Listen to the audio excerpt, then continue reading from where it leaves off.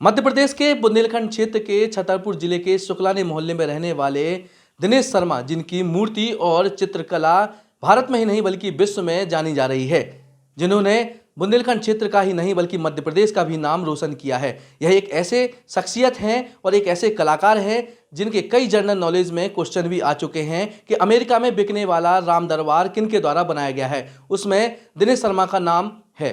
साथ में इन्होंने किस तरह से शुरुआत की और क्या कुछ इनके जीवन में रहा, आइए हम इनसे मुलाकात कराते हैं और पूछते हैं। और ख़ास तौर पर अभी वर्तमान में जो राम दरबार बनाया है और राम वन गमन काव्य यात्रा जो कि श्रीलंका से होते हुए छतरपुर में भी आई थी और अब अयोध्या में पहुंचेगी।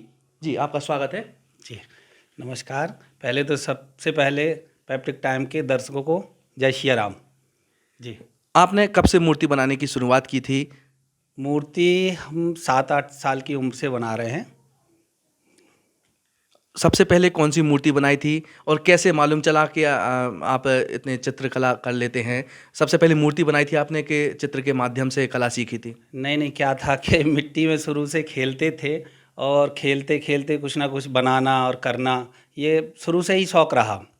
और क्या है कि हमारे भैया जो हैं ब्रजेश जी महाराज, जो पीताम्बरा पीठ के प्रधान पुजारी हैं, जो हमारे कला गुरु हैं, वो क्या है कि मोहल्ले के लिए गणेश जी की मूर्ति बनाया करते थे।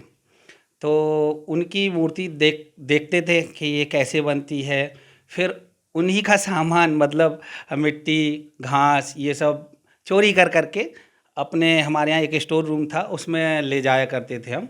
और स्टोर रूम भी हमारा ऐसा था कि इतना सामान था उसमें कि जरा सी सांस रहती थी उसमें से हम अंदर चले जाते थे। तो ऐसे ही चलता रहा। और हमने जब ये मूर्ति बनाई वहाँ पे स्टोर रूम में, तो सबसे पहले गणेश जी की मूर्ति बनाई थी। तो भैया को पता चला कि ये स्टोर रूम में पता नहीं क्या करता रहता है, देखो ज़रा इसको। जब उन्होंने देखी तो एक गणेश जी की मूर्ति वहाँ पे बनी थी। जब उन्होंने देखा तो उनको लगा कि शायद इसकी रुचि इसमें है, तो इसको इस क्षेत्र में ही आगे करना चाहिए। फिर उन्होंने सपोर्ट किया हमारा कि तुम हमारे सामने करो, जो भी कमियां हैं हम तुम्हें बताएंगे। तो ऐसे ही ये सिलसिला चालू हुआ। फिर कैसे ये प्रेरणा मिली थी और प्रेरणा के साथ साथ आप जिन्हें अपना गुरु मानते हैं, उन्होंने क्या क्या आपको सिखाया है आगे बढ़ने के लिए? अब उन्होंने तो ऐसा लगता है जैसे पूरी कलाकारी उनने हमारे ऊपर उड़ेल दी हो। साथ में आपने अभी वर्तमान में राम दरबार बनाया है।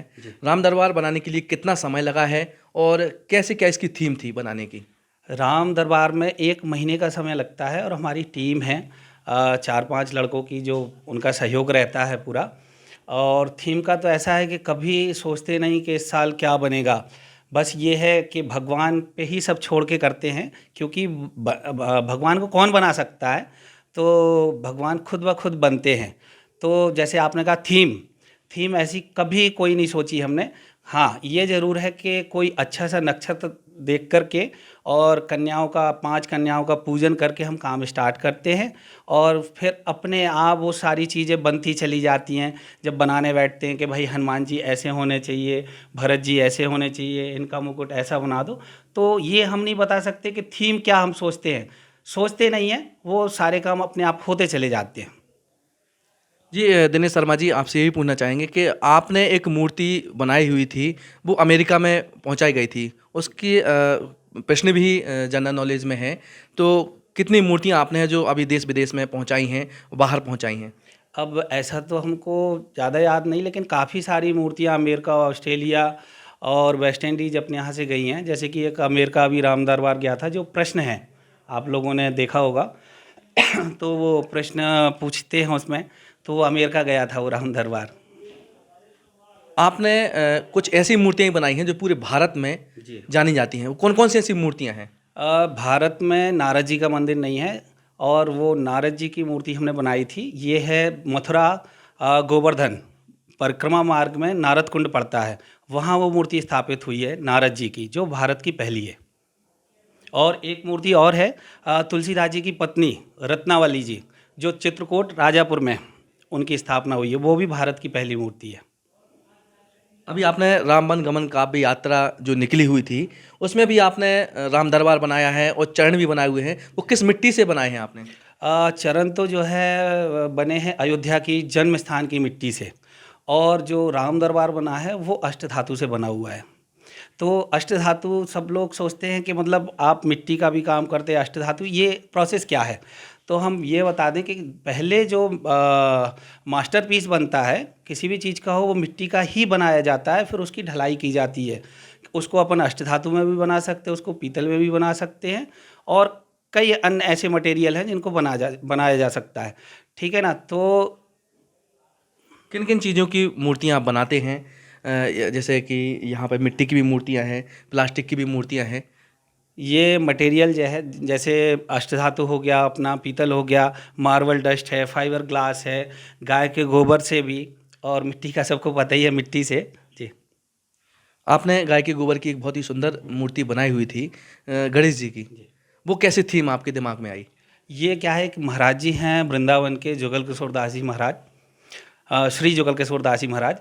उन्होंने एक हमको प्रोजेक्ट दिया था कि दिनेश अपन को हल्के से हल्की मूर्ति बनानी है, कैसे हो सकता है। अब महाराज जी ने तो बस कह दिया, और हम भी फिर सोचने में लग गए कि कैसे बनेगी। तो हमने देखा तो सामने गाय के कंडे जो है डले हुए थे। तो हमने एक लड़के को भेजा कि भाई ये कंडा जो है आप लाइएगा। जब हमने देखा तो उसका वजन बहुत कम था, तो फिर हमने सोचा कि गाय के गोबर से भी मूर्ति बनाई जा सकती है। फिर हमने उस कंडे को जो है पिसवाया, और फिर उसको उसको मिट्टी जैसा बनवाया। फिर जब हमने बनाई वो मूर्ति, तो वो बहुत लाइट वेट थी। तो ऐसे हमने गोबर का प्रैक्टिकल किया और गोबर की मूर्ति बनाई। आपने आशुतोष राणा जी को भी परम पूज्य दद्दा जी की मूर्तियाँ भेंट की हैं, और कैसे थीम आई आपके दिमाग में ये बनाने की? क्या ये तो क्या है कि आशुतोष दादा का कॉल आया था हमको कि हमको गुरुजी की मूर्ति चाहिए। तो हमने कहा ठीक है दादा, आप हमको फ़ोटो भेजिएगा, हम प्रयास करेंगे कि पूज्य दद्दा बने हमारे हाथों से। आपने कवर पेज ही बनाया था, वो पुस्तक का नाम क्या है और किस तरह से बनाई गई है वो? पुस्तक का नाम है राम राज्य। उसके लिए भी दादा का कॉल आया कि दिनेश ये पेज कवर जो है तुमको बनाना है। तो हमने कहा दादा ये तो शायद हम नहीं कर पाएंगे, लेकिन दादा का कहना था तुम कर सकते हो, तो तुमको ही करना है। तो हमने कहा दादा अगर आपको इतना भरोसा है तो चलो हम करेंगे। अभी तक विशेष मूर्ति कौन सी आपकी रही जो आपको वास्तव में बनाने में भी अच्छा लगा हो? और वैसे क्या है कि हमारा जो काम है पूरा अध्यात्म से जुड़े हुए हैं, और कोशिश ये करते हैं कि सिर्फ भगवान की ही मूर्ति बनाएं और साधु संतों की मूर्ति बनाएं। आपने राम दरबार जो बनाया है अभी वर्तमान में, उसको बनाने में कितने दिन लगे और कितने घंटे आपने वर्किंग की है? 1 महीने हमको लगा, और 2 घंटे 3 घंटे ऐसे ही काम करते थे सुबह शाम। तो 1 महीने में तैयार हुआ वो। सबसे सुंदर चीज़ उसमें हनुमान जी देखने को मिले हैं। हनुमान जी के बारे में क्या आपने सोचा, किस थीम के आधार पे वो हनुमान जी तैयार किए गए हैं? जब हम हनुमान जी बना रहे थे तो दिमाग में आया कि लोग हनुमान जी को बब्बा कहते हैं। तो बस उसी थीम को लेकर के हमने कहा बब्बा जब कहते हैं तो फिर इनको बब्बा ही दिखना चाहिए। तो उनको एकदम बुजुर्ग रूप में हमने दिखाया। आपके द्वारा नवरात्रि में भी मूर्तियाँ तैयार की जाती हैं। कितने सालों से ये मूर्तियाँ आप बनाने का कार्य कर रहे हो? राम दरबार बनाने में कितने सालों से आप बना रहे हैं? राम दरबार जो है 2009 से बन रहा है, और नवदुर्गा की मूर्तियाँ तो काफ़ी सालों से मतलब भैया बनाते थे, फिर उसके बाद हम बना रहे हैं। आपके द्वारा शिव जी के विशेष रूप से श्रृंगार किया जाता है, जो कि काफ़ी लोकप्रिय है, काफ़ी लोग स्टेटस में भी लगाते हैं, और फेसबुक, व्हाट्सअप, इंस्टाग्राम आदि जगहों पे भी आपकी ये बनाई हुई जो कला है उसको प्रकाशित किया जाता है। तो आप के मन में कैसी ये प्रेरणा जागी? कितने मंदिरों में आप अभी तक करते रहे? ये क्या है कि हमारे बगल में जो है सिद्धेश्वर मंदिर है, जो काफ़ी प्रसिद्ध मंदिर है। तो वहाँ क्या है कि हम सावन के महीने में पूजा करने के लिए जाते थे, अभिषेक करना, ये सब कुछ करना।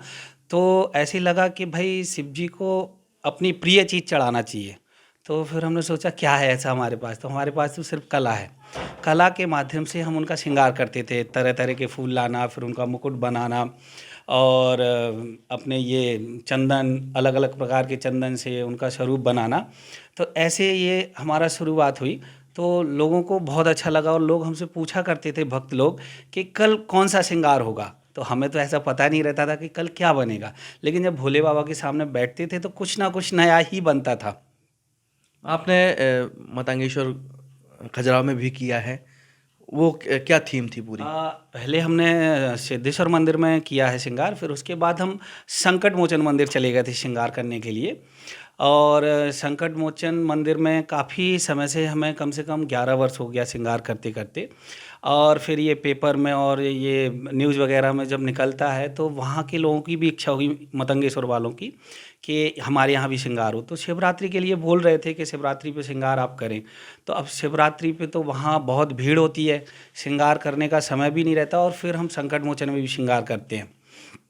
तो ऐसे करके हमने उन लोगों से कहा कि आप ऐसा कोई दिन बताइए हमको जो अलग हो। तो शरद पूर्णिमा पे इतनी बात हमारी होने के बाद अचानक से हम शरद पूर्णिमा पे वहाँ पहुँच गए।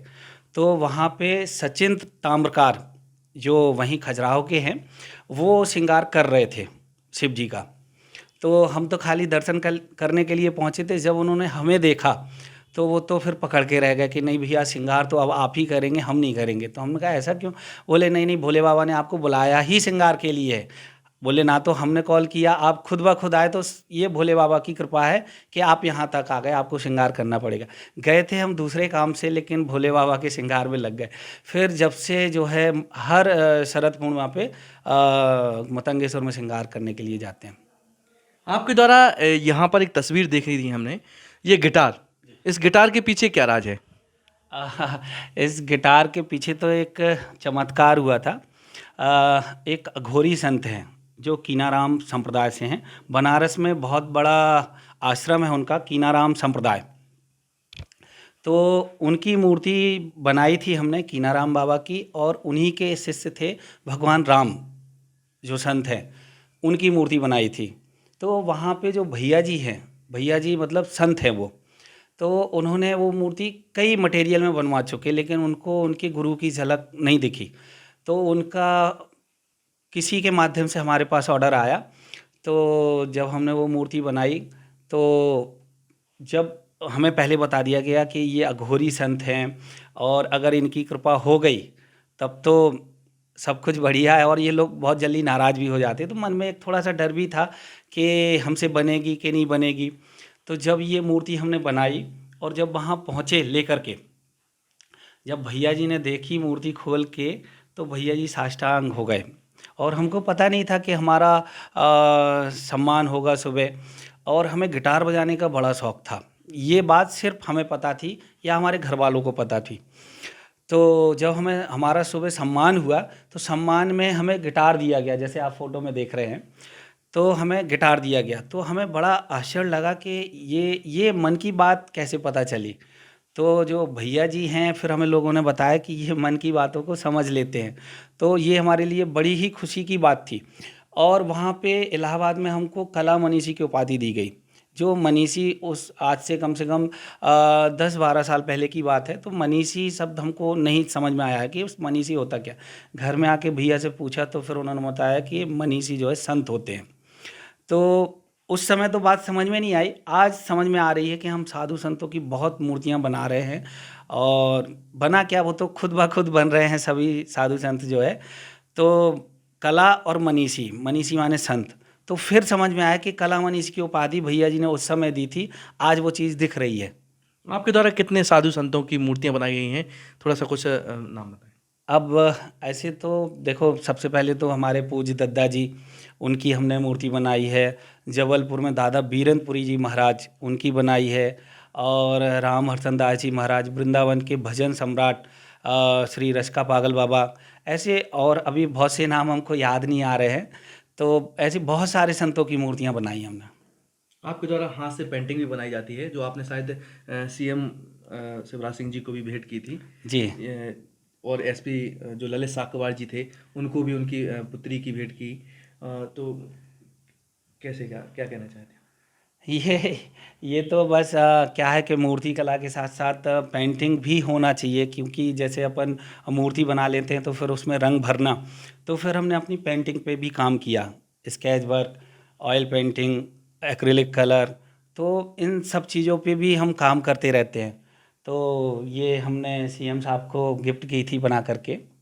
इन सारी तस्वीरों में ये भी देखने को मिल रहा है कि मोहन भागवत जी हैं, उन्होंने भी आपका सम्मान किया था, क्या कहना चाहते हैं? ये क्या है कि छतरपुर में सौरपीठ बना हुआ है मऊसानिया में, जहाँ महाराज छत्रसाल की मूर्ति बनी हुई है।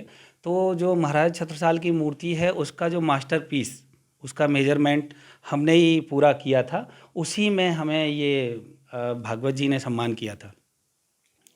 तो अभी हमारे साथ एक ऐसे शख्सियत थे जिनका नाम दिनेश शर्मा है, जिन्होंने अपनी मूर्ति और कला के माध्यम से और चित्रकला के माध्यम से बुंदेलखंड का ही नहीं बल्कि मध्य प्रदेश का भी नाम रोशन किया है, जिनकी मूर्तियां भारत में ही नहीं बल्कि विश्व में भी जानी जा रही हैं। पेपर टाइम के लिए रोहित पाठक के साथ विनोद मिश्रा की रिपोर्ट।